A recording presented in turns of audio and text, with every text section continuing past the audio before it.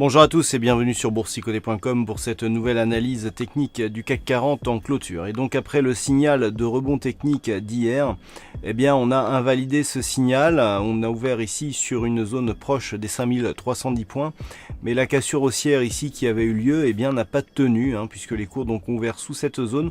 On a bien tenté ici une réintégration dans la zone qui avait été engagée hier, mais les cours ici sont repartis à la baisse et on clôture quasiment sur le retracement à 61,8% de Fibonacci à 5275,64. Et bien le CAC 40 perd plus de 51 points et 0,97% par rapport à la clôture de la veille. Donc je vous indiquais qu'en cas de rupture ici de cette zone, il fallait surveiller le retracement de Fibonacci. Sur les deux dernières bougies, les tests ici sont assez agressifs. Le fait d'avoir une clôture ici sur le niveau quasiment de ce Fibonacci nous indique que il est testé à de multiples reprises et donc c'est une zone qui est majeure et qui est importante donc pour la poursuite du mouvement. Du point de vue des indicateurs techniques, c'est toujours neutre ici sur le RSI. Le stochastique reste dans une configuration plutôt baissière et le MACD qui se retournait hier repart à la baisse. C'est dire ici si ce rebond a du mal à prendre.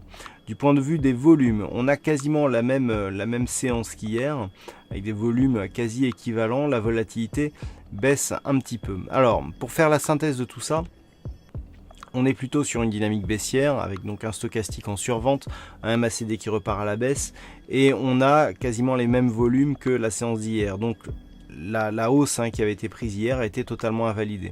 En clôture, on est sur un nouveau point bas significatif de tendance très court terme. Donc on continue, on voit bien ici que cette moyenne mobile ici agit en tant que résistance par rapport au cours et que nous avons une poursuite du mouvement. Toutefois, le fait de résister ici au-dessus du retracement à 61,8% de Fibonacci montre qu'il y a encore des pressions acheteuses qui apparaissent et on peut le voir notamment sur les deux précédentes bougies qui comportent des ombres basses assez développées. Donc tant que l'on reste sur ce niveau, on voit que les tests ici se multiplient, que les clôtures sont de plus en plus pressantes. On est toujours dans une possibilité mais dont les perspectives s'amenuisent au fur et à mesure que le temps passe, tant les attaques se succèdent ici sur cette zone.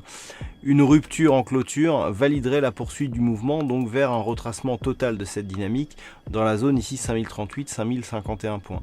Par contre, tant que ce retracement ici n'est pas cassé à la baisse, il est toujours possible ici, même si ce n'est peu probable, d'avoir un rebond technique. Si ce rebond technique se mettait en place, nous avons des zones ici qui se situent aux alentours des 5390 points, qui était une zone ici remarquable, sur laquelle converge ici la moyenne mobile 20 exponentielle. Il faudrait la dépasser cette zone pour vraiment valider ici un rebond qui pourrait se transformer en retournement.